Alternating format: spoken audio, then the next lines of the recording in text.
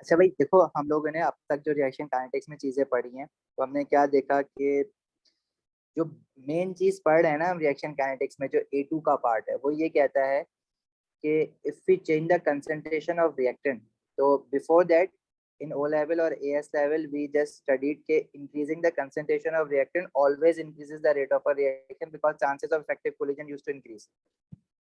लेकिन अब हमने एक चीज नई देखी कि increasing the concentration of reactant may not necessarily change the rate of a reaction। मतलब सिर्फ उन्हीं रिएक्टेंट की कंसेंट्रेशन को चेंज करने से रेट ऑफ अ रिएक्शन बढ़ता है जिनका ऑर्डर 1 हो या ऑर्डर 2 हो। मतलब जो जीरो ऑर्डर रिएक्टेंट्स होते हैं उनकी कंसेंट्रेशन चेंज करने से रेट ऑफ अ रिएक्शन पे कोई फर्क नहीं पड़ता। कुछ रिएक्टेंट ऐसे होते हैं, कुछ रिएक्शंस में कुछ रिएक्टेंट की कंसेंट्रेशन डबल करने से rate of a reaction double हो जाता है, कुछ की कंसेंट्रेशन डबल करने से rate of a reaction 4 times भी हो सकता है। ठीक है, जो अभी तक बात का क्रक्स है ना वो सारा यही है। अभी तक हम यही पढ़ने की कोशिश कर रहे हैं। अब हमारे पास देखो, जब हम ऑर्डर निकालते हैं ना, तो ऑर्डर निकालना किसी भी रिएक्टेंट के रिस्पेक्ट से, with respect to any reactant, when we find an order, it can never be done theoretically. Theoretically हम बता ही नहीं सकते। हम हमेशा उस रिएक्शन को परफॉर्म करते हैं, एक्सपेरिमेंट परफॉर्म करते हैं, और उसमें जितने भी रिएक्टेंट्स हैं उनकी कंसंट्रेशन को चेंज कर करके हम देखते हैं कि रेट ऑफ रिएक्शन पे क्या फर्क पड़ रहा है। ठीक है, उसके लिए हमने एक देखा था इनिशियल रेट मेथड। मतलब अगर मेरे पास जैसे फॉर एग्जांपल ये एक रिएक्शन दिया हुआ है ना, साइक्लोप्रोपेन जो है वो प्रोपीन में कन्वर्ट हो रहा है। तो अब साइक्लोप्रोपेन की कंसंट्रेशन, लेट से यहाँ पे साइक्लोप्रोपेन की कंसंट्रेशन पहले 1.5 मोलर है, फिर 1.23 हो गई, फिर 1 कर दी इन्होंने, फिर 0.82 कर दी, चेंज कर रहा है। तो प्रोपीन जो बन रहा है प्रोडक्ट में उसकी कंसंट्रेशन पे देख रहे हैं कि क्या फर्क पड़ रहा है विद रिस्पेक्ट टू टाइम। सही है। तो अब जब ये रिएक्शन प्रोसीड करेगा, कोई भी केमिकल रिएक्शन जब प्रोसीड करता है, तो ऑब्वियसली रिएक्टेंट की कंसंट्रेशन जो डिक्रीज होती है, तो साइक्लोप्रोपेन की कंसंट्रेशन देखो डिक्रीज हो रही है, और प्रोपीन की कंसंट्रेशन जो है वो इंक्रीज हो रही है। ठीक है, तो हम इससे ग्राफ प्लॉट कर सकते हैं। देखो हमारे पास दो तरीके हैं किसी भी रिएक्टेंट के रिस्पेक्ट से उसका ऑर्डर निकालने का। एक हमारे पास होता है कि हम इनिशियल रेट मेथड, जिसके हम क्वेश्चंस करते आए थे अभी तक। हम लोग कह रहे थे कि भाई फॉर एग्जाम्पल हम अभी तो ये तो एक ही एक्सपेरिमेंट है ना जो चले जा रहा है आगे। लेकिन अगर हम दो अलग अलग एक्सपेरिमेंट करें या तीन अलग अलग एक्सपेरिमेंट करें जिसमें साइक्लोप्रोपेन की जो कंसेंट्रेशन है, पहले एक्सपेरिमेंट में उसकी कंसेंट्रेशन हम 1 मोलर रखें, दूसरे एक्सपेरिमेंट में 2 मोलर रखें, और जो rate of a reaction measure कर लें। अब रेट ऑफ अ रिएक्शन किसी भी तरीके से हम मेजर कर सकते हैं। ठीक है, change in concentration with respect to time या change in colour intensity with respect to time, depending कि उसमें प्रोडक्ट क्या बन रहा है। उसकी डिटेल में हम नहीं जा रहे, हर रिएक्शन का वो अलग अलग होगा।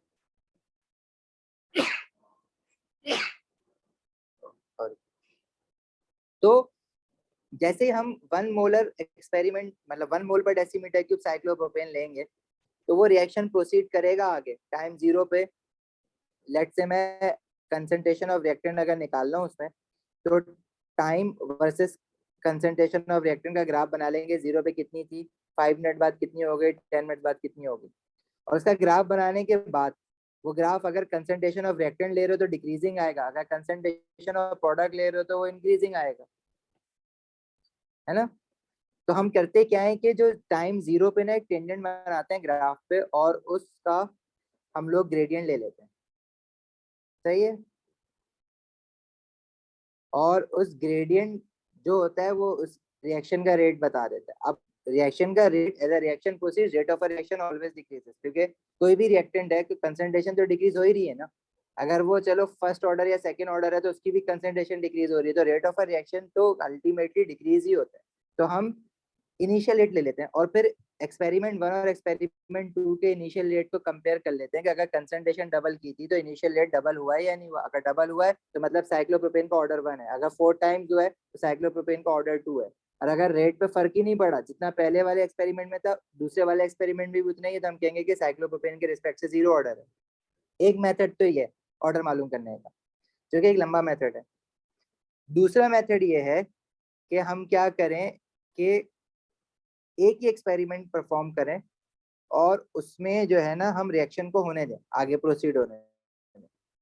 लेकिन उसमें जो है ना फिर मैं एक ही रिएक्टेंट अगर इन्वॉल्व है तो वो उसी को पढ़ सकता हूँ, अगर एक से ज्यादा रिएक्टेंट इन्वॉल्व है तो फिर मसला होगा उसमें। देखो उसमें हम क्या कर रहे हैं, अब अगर कोई भी रिएक्शन हमारा हो रहा है, अब देखो हमारे पास जो प्रोडक्ट बन रहा था ना वो प्रोपीन बन रहा है, तो हमने concentration of product with respect to time का ग्राफ बनाया, उसका शेप ऐसा आएगा, क्योंकि कंसंट्रेशन पहले जल्दी जल्दी बन रही थी प्रोपीन की, अब आहिस्ता आहिस्ता बन रही है क्योंकि रेट ऑफ रिएक्शन डिक्रीज होता है एज रिएक्शन प्रोसीड्स। तो अगर मैं हर पॉइंट पे रेट ले लूं, मतलब 0 सेकंड पे टेंजेंट बना के उसका ग्रेडियंट ले लूं, फिर 10 मिनट्स पे एक टेंजेंट बना के उसका ग्रेडियंट ले लूं, 20 मिनट्स पे एक टेंजेंट बना के उसका रेट ले लूं, तो रेट जो है वो डिक्रीज होगा, डिक्रीजिंग आएगा। रेट ऑफ रिएक्शन हम ऐसे भी मेजर कर सकते हैं। इससे हम ऑर्डर ऑफ रिएक्शन तक कैसे पहुंचेंगे, मुझे वो सिखाना है आज की क्लास में, जो कि एक मुश्किल काम है, तो जरा ध्यान से सुनना। देखो ये सारी चीजें तो ये बुक के पेजेस हैं, इतनी इंफॉर्मेशन तो हम नहीं पढ़ेंगे। मैं ना तुम्हें एक शॉर्ट चीज बताऊंगा इसमें कि ultimately how would you identify कि अगर अगर आपके पास कोई ग्राफ गिवन है तो उसमें से पर्टिकुलर रिएक्टेंट के रिस्पेक्ट से ऑर्डर क्या है। देखो अगर आप फॉर एग्जाम्पल, हमारे पास ना ये ग्राफ है, मैं बताता हूँ।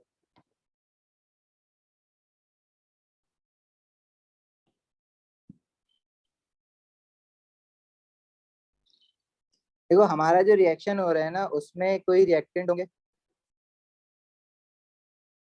और वो कन्वर्ट हो रहे होंगे प्रोडक्ट। लेट्स से इस रिएक्टेंट में हमारे पास दो तरह के रिएक्टेंट, एक रिएक्टेंट ए है और एक बी है, और वो प्रोडक्ट बना रहा है। अगर मैं रिएक्टेंट ए का ऑर्डर मालूम करने की कोशिश कर रहा हूँ तो हम क्या करेंगे, रिएक्टेंट ए की जो कंसंट्रेशन, ए की कंसंट्रेशन हर एक्सपेरिमेंट में चेंज करेंगे और जो इनिशियल रेट आ रहा है वो मेजर कर लेंगे, जो हमने अभी तक थ्योरेटिकली किया था। प्रैक्टिकली हम करते क्या है, बेसिकली वो जो इनिशियल रेट है उसके लिए हम ग्राफ बना के टाइम 0 पे टेंजेंट बनाते हैं और उसका ग्रेडियंट ले लेते हैं। देखो ये बात समझने में ना थोड़ी मुश्किल लगेगी, लेकिन इस बात से जो हमें इंफॉर्मेशन एक्सट्रैक्ट आउट करनी है ना वो आपको याद रखनी है, याद रखोगे तो वो क्वेश्चन खुद ही ऑटोमेटिकली सॉल्व हो जाएगा।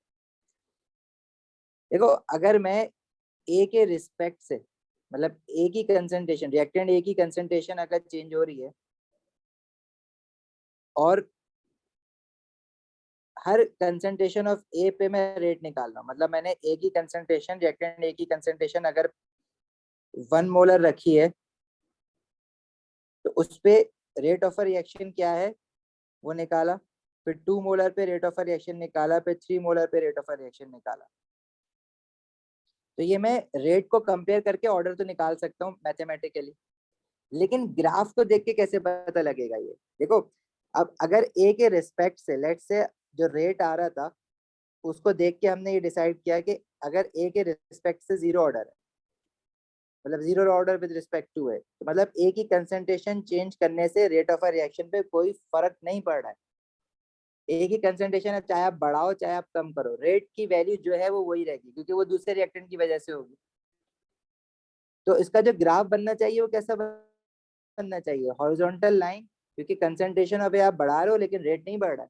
तो ये जो हॉरिजॉन्टल लाइन है ये क्या शो करती है, ये सिंपली ये शो करती है कि ए के रिस्पेक्ट से 0 ऑर्डर है, बात खत्म हो गई। 0 ऑर्डर विद रिस्पेक्ट टू है, या कोई भी रिएक्टेंट हो ए की जगह, अगर रेट चेंज नहीं हो रहा है कंसंट्रेशन चेंज करने से तो इट मीन्स कि 0 ऑर्डर है। तो ये बात समझ आई है। अशर, इज्जत, जवेरिया, बेटा कंफर्म करते रहना बस ये। मुसाफ, मुसम्मत, क्लियर है मुसम्मत सर। 82 की क्लास में क्या ज्वाइन करके बैठे हो।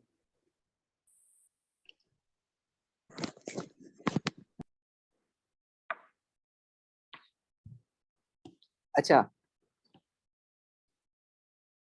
दूसरा, अगर कंसंट्रेशन ऑफ ए में चेंज करूं और rate of a reaction measure करूं बार बार हर कंसंट्रेशन ऑफ ए पे, मतलब और फिर उसका ग्राफ बनाऊं, और अगर उसका ग्राफ जो है ना वो ऐसे स्ट्रेट लाइन आ रहा है लाइक दिस मीन्स कि वो फर्स्ट ऑर्डर है। एक ए जो है वो फर्स्ट ऑर्डर है, ए का जो ऑर्डर है वो फर्स्ट ऑर्डर है अगर वो स्ट्रेट लाइन आ रहा है।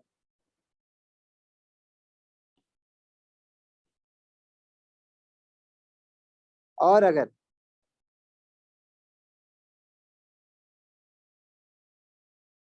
ए की कंसंट्रेशन चेंज करने से जो रेट की वैल्यूज आ रही थी रेट ऑफ रिएक्शन की, उसका जब मैंने ग्राफ प्लॉट किया और अगर वो ग्राफ ऐसे ना कर्व्ड आ रहा है, कर्व लाइन आ रही है, तो इट मींस कि वो सेकेंड ऑर्डर है विद रिस्पेक्ट टू ए। मतलब ऑर्डर डिटरमिन करने के लिए या तो आप मैथमेटिकली, जैसे हम लास्ट में क्वेश्चंस कर रहे थे कि डिवाइड कर रहे थे दो एक्सपेरिमेंट के रेट को और फिर डिवाइड कर रहे थे कंसंट्रेशन जो चेंज की थी और ऑर्डर फाइंड आउट कर रहे थे, या तो वो करोगे या फिर आप कंसंट्रेशन चेंज करने से जो रेट आ रहा है उससे ग्राफ प्लॉट करोगे और ग्राफ प्लॉट करने के बाद ग्राफ का शेप देख के डिसाइड करोगे कि वो ए के रिस्पेक्ट से या उस पर्टिकुलर रिएक्टेंट के रिस्पेक्ट से जीरो ऑर्डर है, फर्स्ट ऑर्डर है या सेकंड ऑर्डर।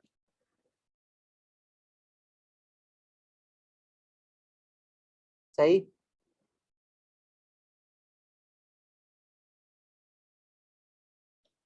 मुसम्मद वो 1 घंटा पहले किया था, वो हो गई क्लास।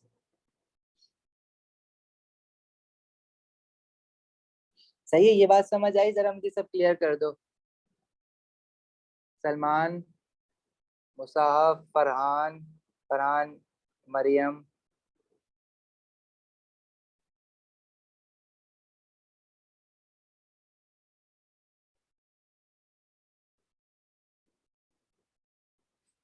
देखो आप क्या करोगे, आप किसी भी रिएक्टेंट का अगर ऑर्डर निकालना चाहते हो, अब लेट्स से अगर दो तरह के रिएक्टेंट है ना रिएक्शन में, तो अगर आपने ए का ऑर्डर आप फाइंड आउट करने की कोशिश कर रहे हो तो बी की कंसंट्रेशन आप चेंज ही नहीं करोगे, हर एक्सपेरिमेंट में बी कांस्टेंट रखोगे, बी की कंसंट्रेशन रिएक्टेंट बी की कंसंट्रेशन, और रिएक्टेंट ए की कंसंट्रेशन चेंज करोगे। तो एक्सपेरिमेंट 1 में जैसे आपने रिएक्टेंट ए की कंसंट्रेशन जो है वो 1 मोलर रख दी, एक्सपेरिमेंट 2 में आपने 2 मोलर रख दी, एक्सपेरिमेंट 3 में आपने 3 मोलर रख दी।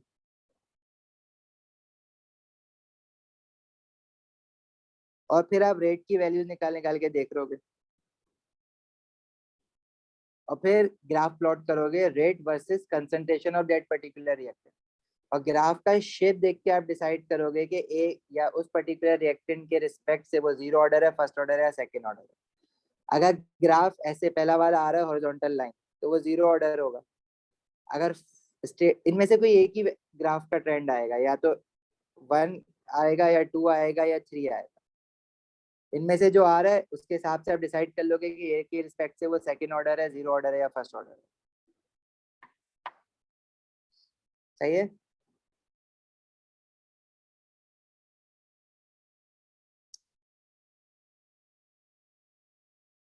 अच्छा वही पुरानी वाली बात रिपीट कर रहे थे, ए के रिस्पेक्ट से फर्स्ट ऑर्डर, सेकंड ऑर्डर या जीरो ऑर्डर कैसे डिसाइड करोगे, ग्राफ का शेप देख के, और ग्राफ की शेप आपको इस तरह से याद करना है। ये जो ग्राफ सामने दिया हुआ है इसमें तीनों एक ही ग्राफ पे बना हुआ है, मैंने अलग अलग करके बना दिया है बस। यहाँ तक क्लियर है, अब आगे बढ़े।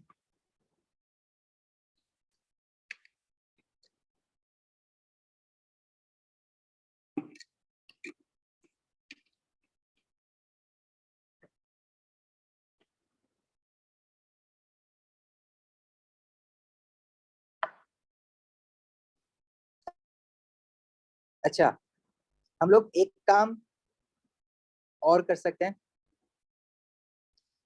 देखो ये वाला जो काम हम कर रहे हैं ना, ये बड़ा काम है।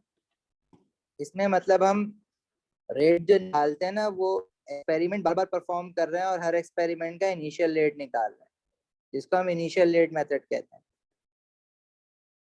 ये मैथमेटिकली भी हुआ था काम जो हम लास्ट टाइम क्वेश्चंस कर रहे थे, और ग्राफिकली ये काम इस तरह से होगा।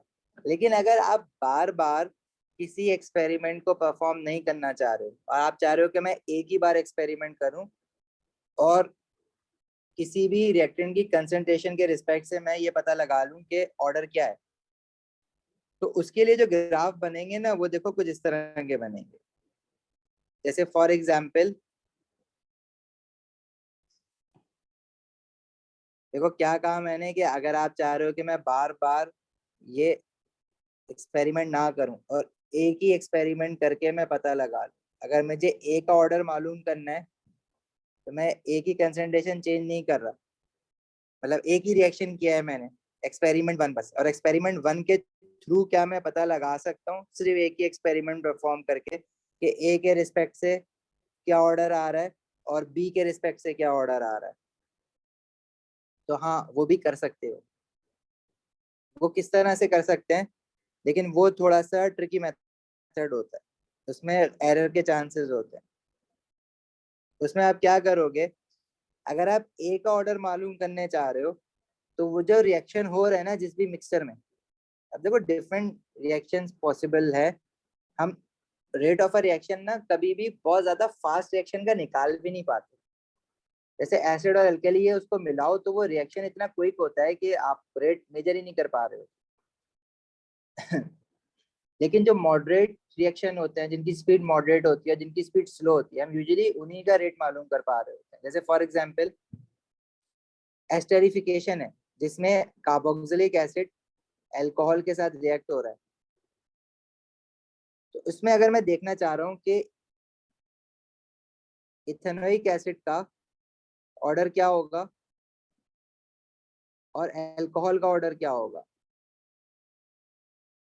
तो मैं रिएक्शन को एक ही बार परफॉर्म करना चाह रहा हूँ, बार बार कंसंट्रेशन चेंज करके नए नए एक्सपेरिमेंट नहीं करने मुझे। तो मैंने क्या किया, रिएक्टेंट डाल दिए।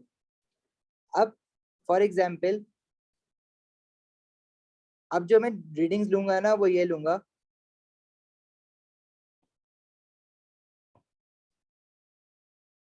कि टाइम ले लिया मैंने, और अभी मैं इथेनोइक एसिड के रिस्पेक्ट से ऑर्डर देखना चाह रहा हूँ। तो इथेनोइक एसिड जो उसमें है ना रिएक्शन मिक्सर में, जाहिर है वो आहिस्ता आहिस्ता रिएक्ट होगा तो उसकी कंसंट्रेशन कम होगी। तो मैं अगर सिर्फ हर टाइम के बाद, अगर इनिशियली उसकी कंसंट्रेशन लेट से 0.2 मोलर थी, तो मैं 5 मिनट बाद उसकी कंसंट्रेशन चेक कर लूंगा मिक्सचर में अभी कितनी है। फिर जाहिर है वो कम होगी, लेट से 0.15 हो गई। फिर मैं 10 मिनट बाद चेक कर लूंगा तो वो और कम हो जाएगी, लेट से 0.10 हो गई। फिर मैं 15 मिनट बाद और 5 मिनट बाद और यानी 15 मिनट बाद चेक करूंगा तो लेट से वो 0.08 हो गई। ऑब्वियसली हर रिएक्टेंट की कंसंट्रेशन डिक्रीज ही होनी है जैसा रिएक्शन प्रोसीड। इसमें कीप इन माइंड कि हम बार बार एक्सपेरिमेंट परफॉर्म नहीं कर रहे हैं, बार बार रेट नहीं निकालना है, एक ही रेट है इस रिएक्शन का। बस जो रिएक्टेंट की कंसंट्रेशन कम हो रही है ना, मैं वो देख रहा हूँ विद रिस्पेक्ट टू टाइम कि वो किस तरह से कम हो रही है। और फिर जब ये रीडिंग्स आ जाएंगी, टेबल बन जाएगा, तो मैं ग्राफ बना लूंगा। अब सवाल ये आएगा तुम्हारा कि मैं जब रिएक्शन चल रहा है तो चलते हुए रिएक्शन में से इथेनोइक एसिड की कंसंट्रेशन कैसे मालूम करूंगा भाई। तो देखो उसके बहुत सारे तरीके हैं, हमें वो मेथड्स तो नहीं सीखने, लेकिन थोड़ा सा आइडिया ले लो।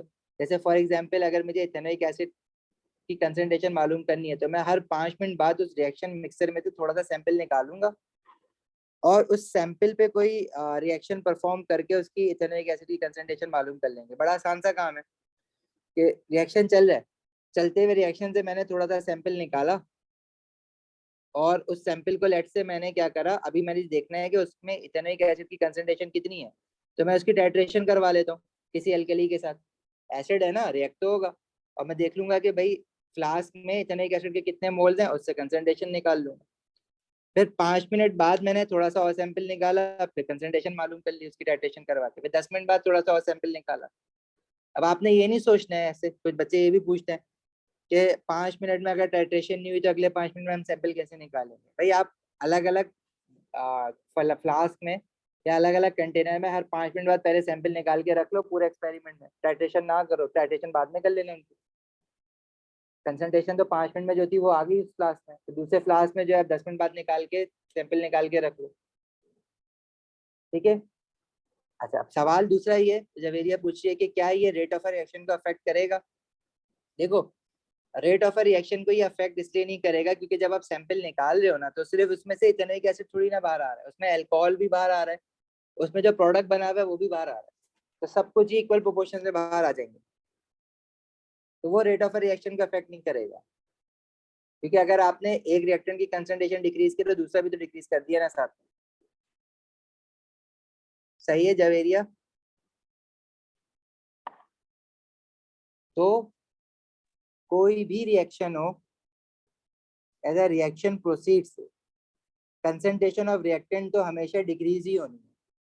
तो अगर आप ग्राफ बनाओगे तो, अब ग्राफ क्या बना रहे हैं हम, एक्स एक्सिस पे लेंगे टाइम,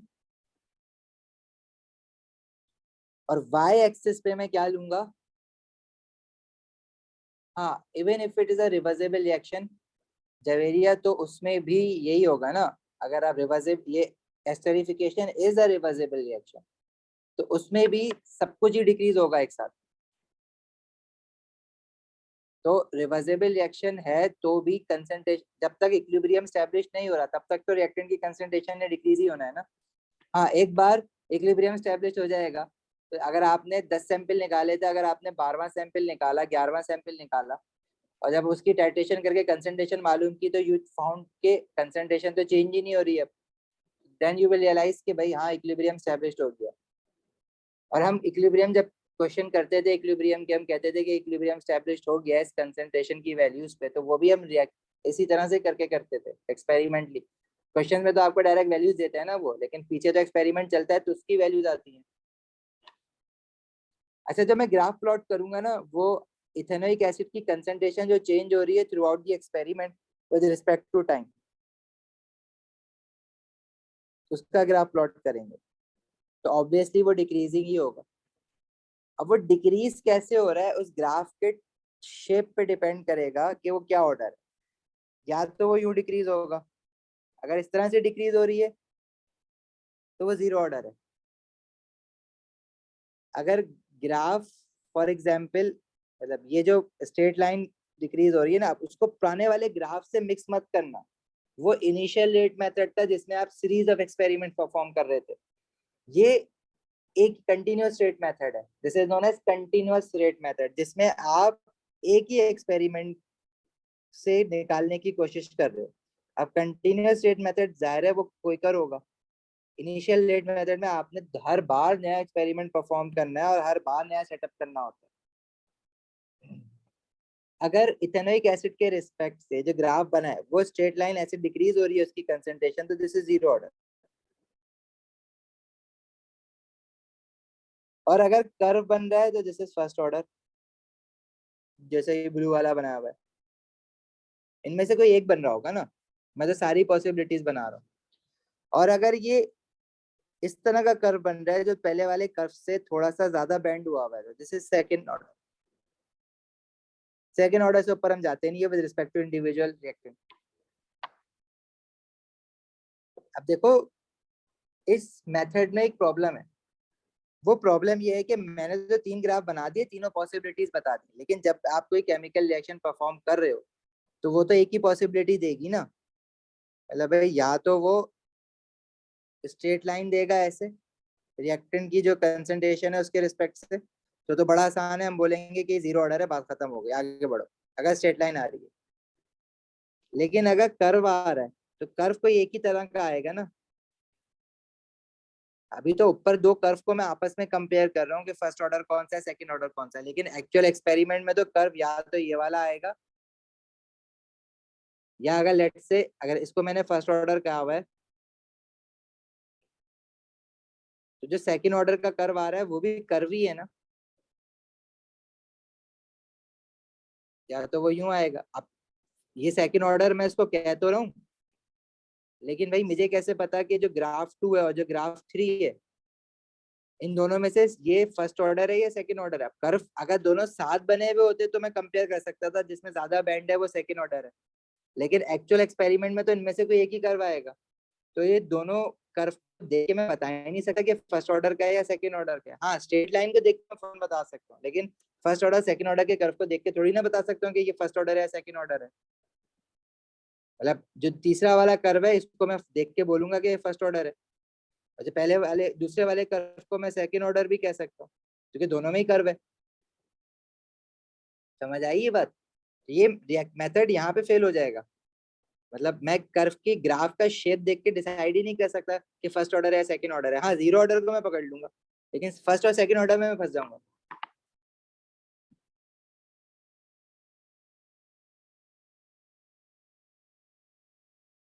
अभी बच्चों समझ आई वाली बात या नहीं आई?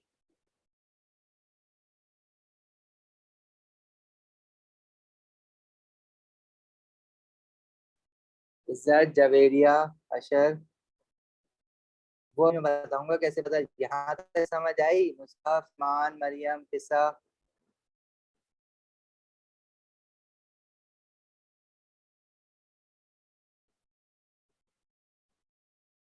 बेटा कंफर्म करो ना, वरना मैं रिपीट करूं या फिर आगे बढ़ूं।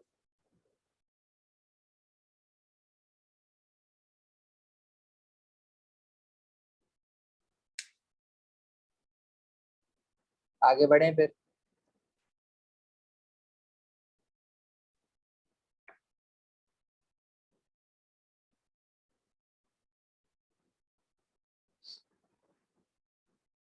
अच्छा, अब यहाँ का भी हमारे पास एक क्रैक है। वो क्या है, कैसे पता लगाएंगे? क्रैक नहीं है मतलब रिजल्ट चोरी है। देखो एक साथ तो बनेंगे नहीं ना ग्राफ, इनमें से कोई एक बनेगा। तो हम ना एक मेथड यूज करते हैं जिसको हम कहते हैं हाफ लाइफ मेथड। अब जीरो ऑर्डर को तो मैं पहचान लूंगा ना, फर्स्ट ऑर्डर और सेकंड ऑर्डर में मसला है। हाफ लाइफ मेथड क्या होता है, जैसे आप फिजिक्स में रेडियो एक्टिविटी में हाफ लाइफ पढ़ा करते हो ना, वो लेवल में A2 में भी है वो टॉपिक आई थिंक फिजिक्स में। हाफ लाइफ क्या होता है? It is a time taken for half of the sample to decay.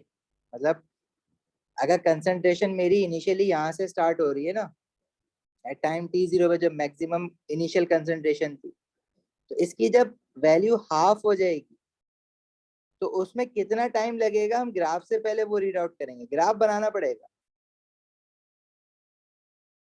अच्छा, और फिर उसका और मजीद हाफ हो, जैसे फॉर एग्जांपल यहाँ पे वैल्यू जो थी ना वो 10 थी, ये 5 हो गई। तो 5 का हाफ जब 2.5 वैल्यू हो जाएगी, तो 5 से 2.5 होने में कितना टाइम लगा है वो पढ़ेंगे, और 10 से 5 होने में कितना टाइम लगा था वो देखेंगे। तो ये कहलाएंगी इनकी हाफ लाइफ।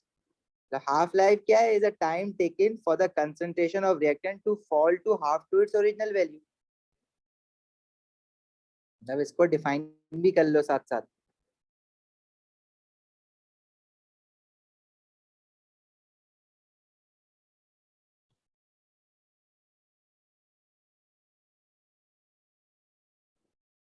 ये हम जो देख रहे हैं ना वो हाफ लाइफ मेथड देख रहे हैं बेसिकली। सर इसमें फिजिक्स वाली डेफिनेशन लिख सकते हैं? जी, वो ही हो गई ना, बस रेडियो एक्टिव सैंपल मत लिखना, मैं लिखवा देता हूँ ना।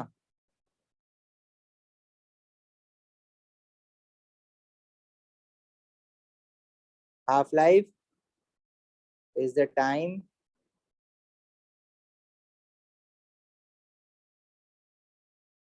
taken for the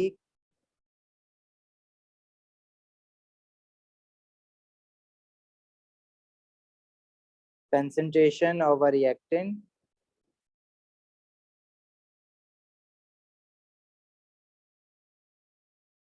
to fall half to its original value या initial value।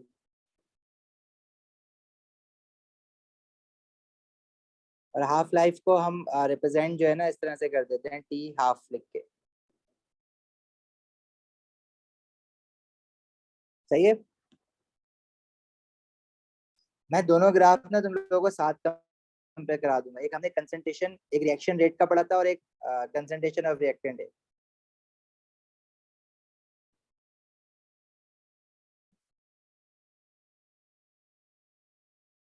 देखो अगर हमारे पास कोई रिएक्शन है ना जिसमें रिएक्टेंट ए और बी रिएक्ट करके प्रोडक्ट बना रहा है, और अगर मैं rate of a reaction check करना चाह रहा हूँ विद रिस्पेक्ट टू ए, तो भाई उसकी तीन पॉसिबिलिटीज हैं। या तो रेट जीरो ऑर्डर होगा विद रिस्पेक्ट टू ए, या फिर रेट फर्स्ट ऑर्डर होगा विद रिस्पेक्ट टू ए, या फिर रेट सेकेंड ऑर्डर होगा विद रिस्पेक्ट टू ए। इसके अलावा और कोई पॉसिबिलिटी नहीं होती, थर्ड ऑर्डर नहीं होता। मतलब एक इंडिविजुअल रिएक्टेंट के रिस्पेक्ट से सेकेंड ऑर्डर से ऊपर नहीं होता।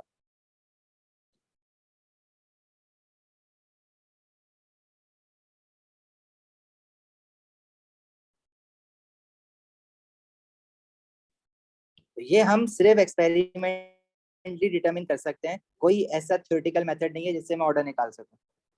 देखो पॉसिबिलिटी क्या है कि if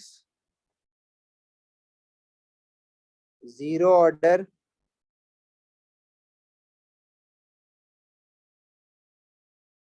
with respect to a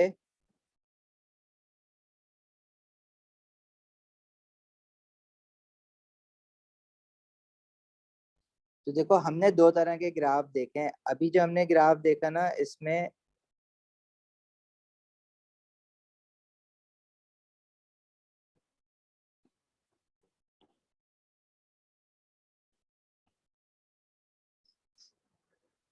हम ए रिएक्टेंट ए की कंसंट्रेशन को देख रहे हैं विद रिस्पेक्ट टू टाइम। अच्छा, इससे पहले जो ग्राफ देखा था ना, उसमें हम रिएक्शन रेट देख रहे थे।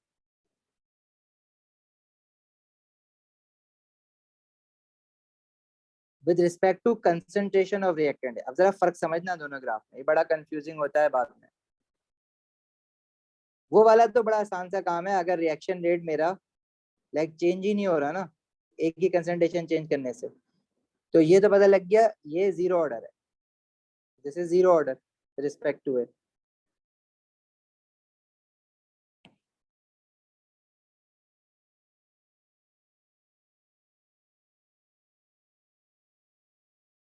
तो उसका अगर मैं concentration of reactant A versus time का ग्राफ बनाऊंगा ना, तो वो ग्राफ देखो वो फिर इस तरह से बनेगा, लाइक दिस स्ट्रेट लाइन। अगर तो ये जीरो ऑर्डर है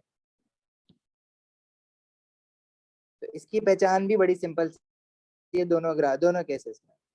लेकिन बस मसला ही क्या है कि जो पहला वाला ग्राफ मैंने बनाया ना, उसके लिए मुझे सिर्फ एक ही रिएक्शन परफॉर्म करना है। ठीक है, मतलब it is found out by one experiment only.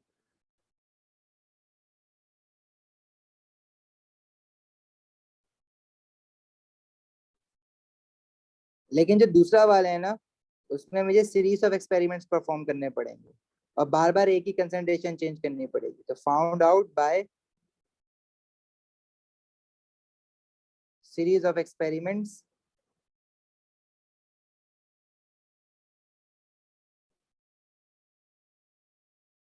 by changing concentration of reactant A। और हर रिएक्शन में, हर एक्सपेरिमेंट में रेट की वैल्यू ने, हर एक्सपेरिमेंट में एक पूरा ग्राफ प्लॉट करोगे और फिर उसका इनिशियल रेट निकालोगे। फिर दूसरे एक्सपेरिमेंट करोगे जिसमें एक ही कंसंट्रेशन चेंज करोगे और पूरा थ्रू आउट उसका ग्राफ प्लॉट करोगे और फिर इनिशियल रेट निकालोगे टेंजेंट बना के। बहुत लंबा काम हो जाता है। यहाँ पे आप एक ही रिएक्शन चल रहा है, उसमें आप कंसंट्रेशन चेंज जो है ना वो मेजर कर रहे हो ए का। अगर तो ग्राफ इस तरह से आ जाए, कांस्टेंट ग्रेडियंट आ जाए, तो इट मींस कि वो जीरो ऑर्डर है। तो ये तो बड़ी जल्दी आपको पता लग गया अगर जीरो ऑर्डर है, क्योंकि कांस्टेंट ग्रेडियंट का मतलब है कांस्टेंट रेट। इसका ग्रेडियंट क्या है, रेट ही दे रहा है ना, change in concentration with respect to time. Formula क्या बनेगा, रेट का ही फॉर्मूला बनेगा ना, रेट ऑफ अ रिएक्शन का। तो कांस्टेंट ग्रेडियंट मतलब कांस्टेंट रेट।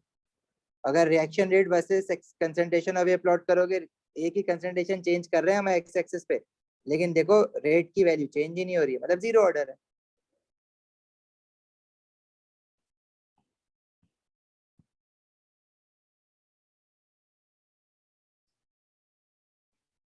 अच्छा, अब इसमें जीरो ऑर्डर में अगर मैं हाफ लाइफ निकाल के देखूं ना, तो हाफ लाइफ निकालना बड़ा सिंपल है। हम क्या करेंगे कि जो इनिशियल वैल्यू थी, मतलब टाइम टी जीरो पे जो एक ही कंसंट्रेशन थी, मतलब रिएक्शन स्टार्ट होने से पहले जो एक ही कंसंट्रेशन थी, वो आपने ग्राफ से पढ़ लेनी है टाइम जीरो पे। ग्राफ तो बनाना पड़ेगा। लेट से मैं कह रहा हूँ कि यहाँ पे है आपका 1 मोलर, और जब ये 1 मोलर से हो जाएगा 0.5 मोलर, तो 0.5 मोलर पे कितने टाइम में 0.5 मोलर हुआ है, वो टाइम जो है ना वो हाफ लाइफ है। तो ये फर्स्ट हाफ लाइफ है इसकी। सेकेंड हाफ लाइफ क्या होगी, जब 0.5 से 0.25 मोलर हो जाएगा, मतलब हाफ का भी हाफ हो गया। तो ये इसकी सेकंड हाफ लाइफ हो जाएगी, मतलब T12। अगर आप इस ग्राफ को जब स्ट्रेट लाइन बनता है ना तो गौर देखो, तो फर्स्ट हाफ लाइफ है वो आपकी थोड़ी ज्यादा आ रही है, और जो सेकंड हाफ लाइफ है वो छोटी हो जाएगी। मतलब अगर मजीद आप थर्ड हाफ लाइफ पे जाओगे ना तो थर्ड हाफ लाइफ और छोटी हो जाएगी। अब इस ग्राफ पे जगह नहीं है, लेकिन अगर मैं 0.25 का भी मजीद हाफ ले लूँ ना, देखो ये थर्ड हाफ लाइफ है, जिसको मैं आपका क्या कहते हैं ग्रीन कलर में हाईलाइट कर रहा हूँ ना, थर्ड हाफ लाइफ और छोटी हो जाएगी। अगर हाफ लाइफ छोटी हो रही है तो इसका मतलब है वो जीरो ऑर्डर है। मतलब अगर हमारे पास ये जो फर्स्ट हाफ लाइफ है, अगर ये हमारी बड़ी है सेकंड हाफ लाइफ से,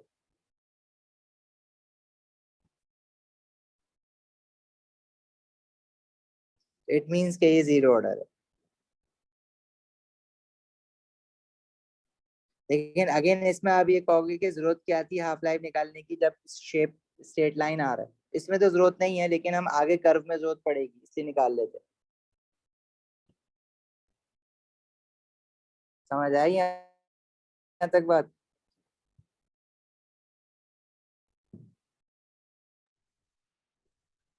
याद रखना है शेप्स ग्राफ के।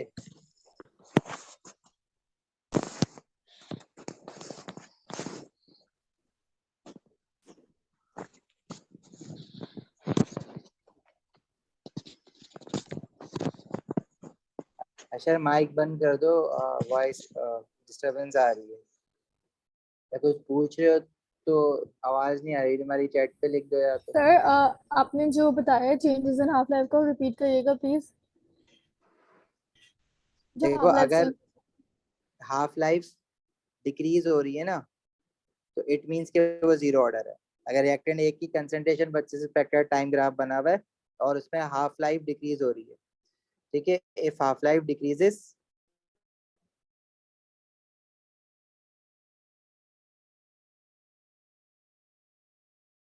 इट मींस के ऑर्डर जो है with respect to WRT is with respect to A is zero order.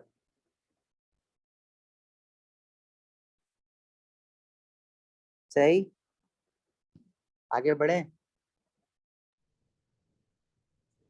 Ji sir. अच्छा, दूसरा केस क्या हो सकता है?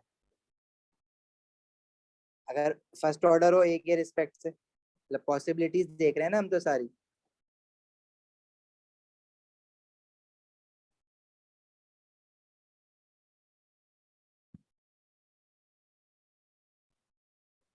if first order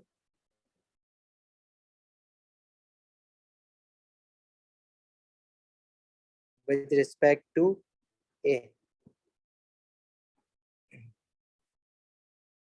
अगेन इसमें भी दोनों ग्राफ्स को हम साथ ही कंपेयर कर लेते हैं, हाफ लाइफ वाले भी और वो वाला भी, ताकि साथ ही समझ आ जाए। एक ही concentration with respect to time का ग्राफ बना सकते हैं हम लोग, या फिर एक ही कंसंट्रेशन चेंज कर करके जो रेट पे फर्क आता है वो बना सकते हैं।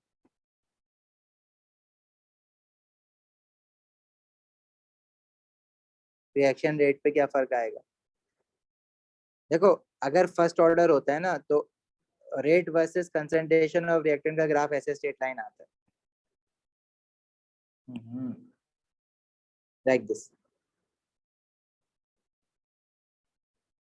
और जो आपका concentration of A with respect to time वो जो है वो डिक्रीज तो होगी, लेकिन वो करवाएगा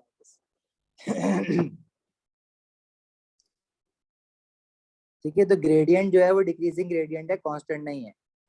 मतलब ए की कंसंट्रेशन जैसे जैसे कम हो रही है तो रेट पे फर्क पड़ रहा है।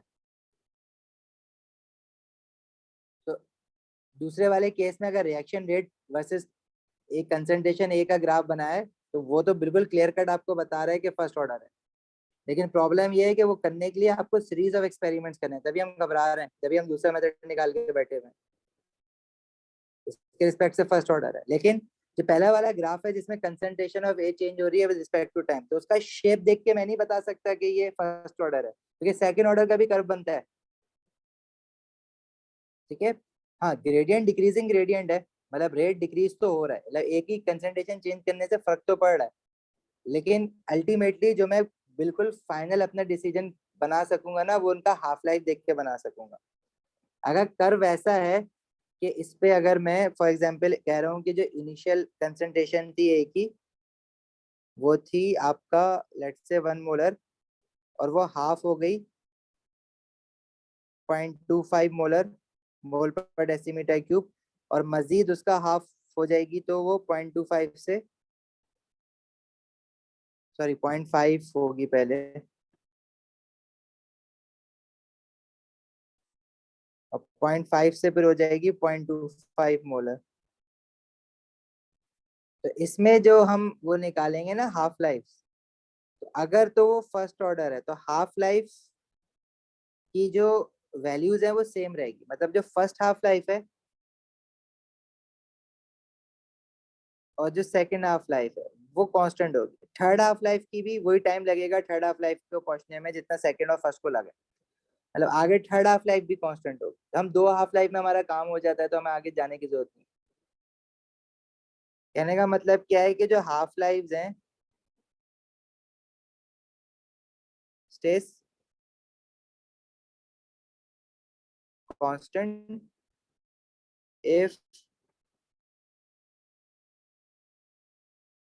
reaction is first order with respect to concentration of A।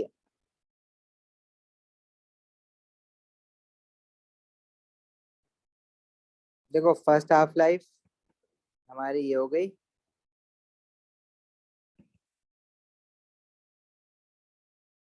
यहाँ से यहाँ तक टी हाफ फर्स्ट, और सेकेंड हाफ लाइफ हमारी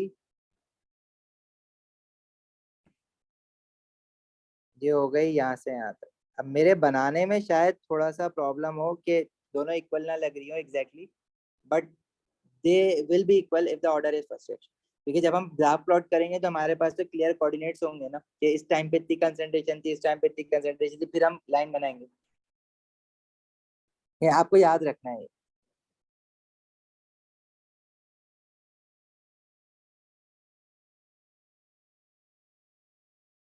और जो दूसरा मेथड है रेट वर्सेस कंसंट्रेशन ऑफ ए, वो तो क्लियर कट स्ट्रेट लाइन दे रहा है, अगर वो हॉरिजॉन्टल लाइन था तो वो जीरो ऑर्डर था, अगर इस तरह से स्ट्रेट लाइन है तो वो फर्स्ट ऑर्डर है। क्लियर है यहाँ तक बात?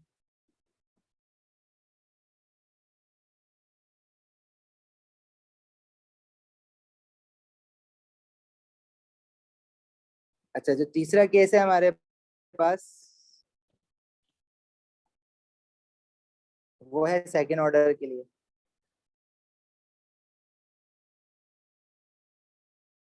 रिएक्शन इज सेकेंड ऑर्डर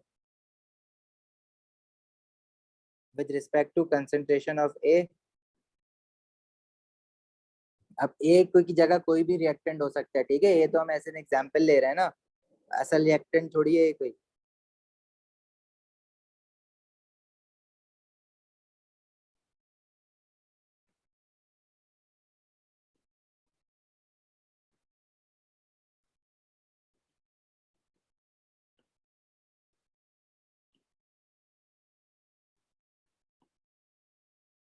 तो इसमें भी टाइम वर्सेस कंसंट्रेशन ऑफ ए और रेट वर्सेस कंसंट्रेशन ऑफ ए।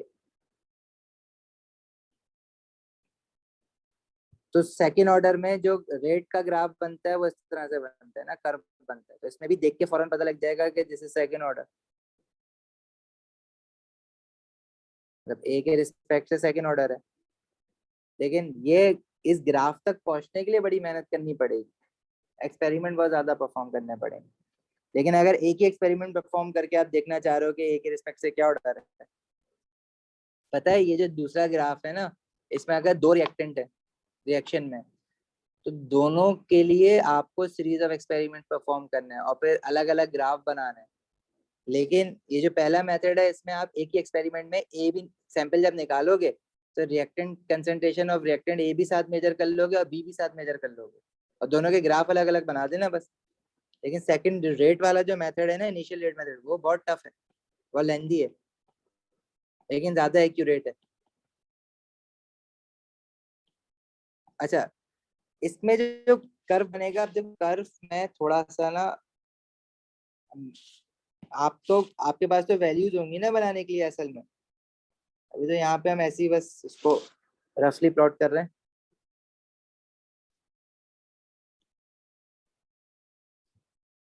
तो यहाँ पे अभी जैसे 1 मोलर था, तो 1 मोलर का हाफ हुआ, तो ये हो गया 0.5 मोलर, और 0.5 मोलर का मजीद हाफ हुआ, तो ये हो गया 0.25 मोलर। तो अगर मैं पहली हाफ लाइफ देखूं तो ये आ रही है, first half life is this,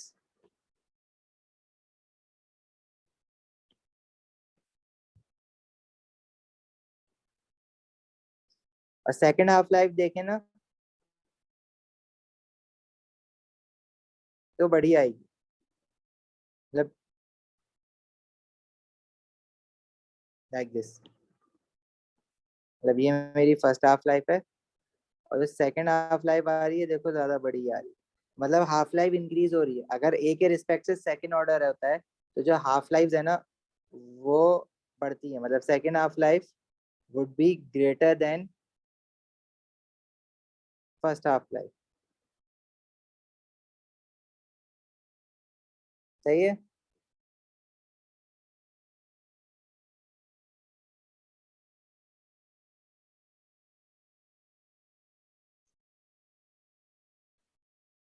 तो ऐसे पता लगता है।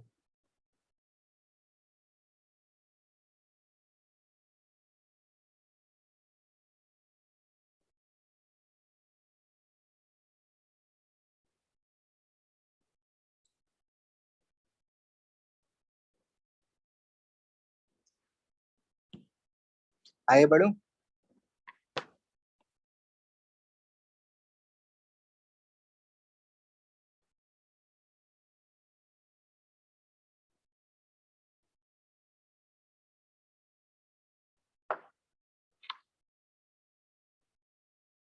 देखो, अगर मेरे पास कोई रिएक्शन है जिसमें 3 रिएक्टेंट है, let's say,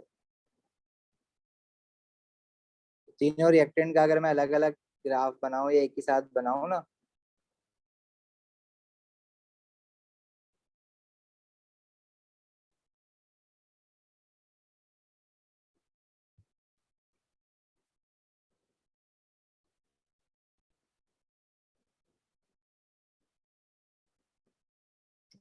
time versus concentration of reactants.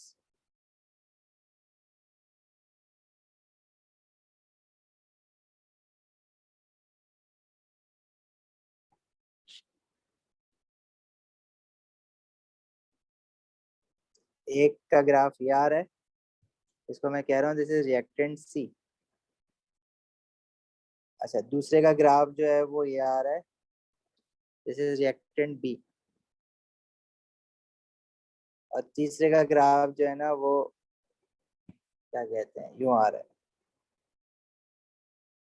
This is reactant C, sorry A. तो जिसका ज्यादा कर्व है ना, हमें पता है उसकी हाफ लाइफ जो है वो इंक्रीज हो रही है, मतलब ए के रिस्पेक्ट से this is zero order,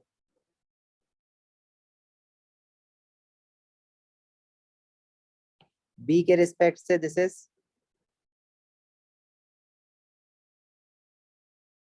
first order,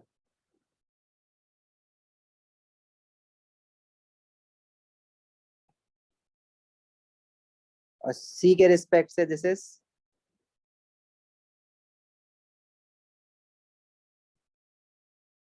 तो उल्टा लिख दिया शायद, हाँ गलत लिख दिया।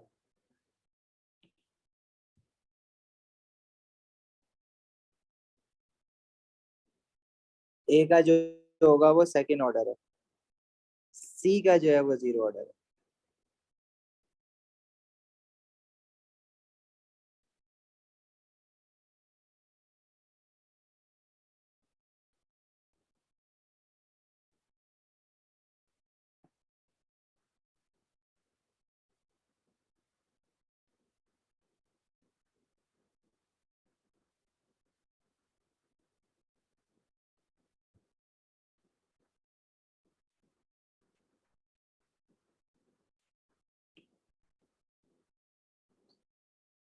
इसी तरह अगर मैं ये जो भी रिएक्टेंट है इनका सबका अलग अलग ग्राफ बनाऊं और रिएक्शन रेट मेजर करूं, अब ये बहुत लंबा काम हो जाएगा।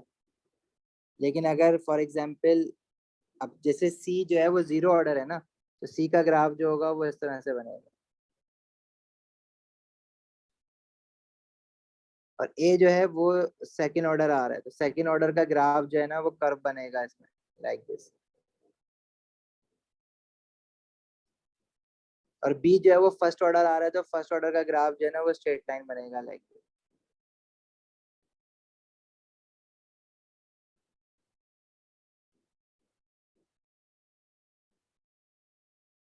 सही है।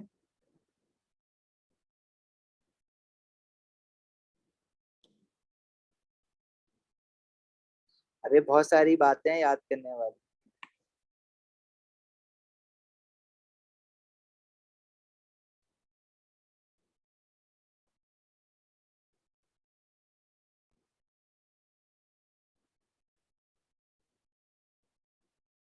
क्लियर है यहाँ तक? कोई सवाल किसी का? ये चैप्टर मुश्किल नहीं है, चीजें बहुत ज्यादा हैं जो ना आगे जंबल अप हो जाएंगी नेक्स्ट क्लास। अच्छा, इस चैप्टर में अभी भी हमारे पास जो है वो कुछ चीजें रहती हैं, रिएक्शन मैकेनिज्म्स रहते हैं, और फिर कैटालिसिस रहता है इस रिएक्शन में हमारे पास। वो थ्योरेटिकल काम है। जितना भी आईक्यू वाला टेक्निकल काम था ना वो यही वाला था। अब इसके क्वेश्चन हम नेक्स्ट क्लास से स्टार्ट करेंगे। मतलब हमने कुछ क्वेश्चंस करे थे रेट ऑफ रिएक्शन निकालने के, कुछ ग्राफिकल क्वेश्चंस करेंगे जिसमें काम बहुत ज्यादा होता है, चीज आसान होती है लेकिन गलतियां हो जाती हैं ग्राफ बनाने में। ठीक है, तो अब आप ट्राई ये करना नेक्स्ट क्लास में, अगर पॉसिबल हो तो ग्राफ पेपर, अगर पास से पास जो मैं क्वेश्चन खोलूंगा अगर वो आपके पास ना, तो ग्राफ पेपर साथ लेके बैठ जाना बस। नहीं, इंटरसेक्शन नहीं होगी भाई, इंटरसेक्शन का कोई लेना देना नहीं है, क्योंकि एक वक्त में एक ग्राफ बनेगा, ये एक वक्त में एक लाइन बनेगी अशर। ये सात तीनों थोड़ी एक साथ बनेंगे, तो मैं तीनों एक साथ बना के दिखा रहा हूँ, तीनों पॉसिबिलिटीज। चलो जा सकते हो अभी, अल्लाह हाफिज।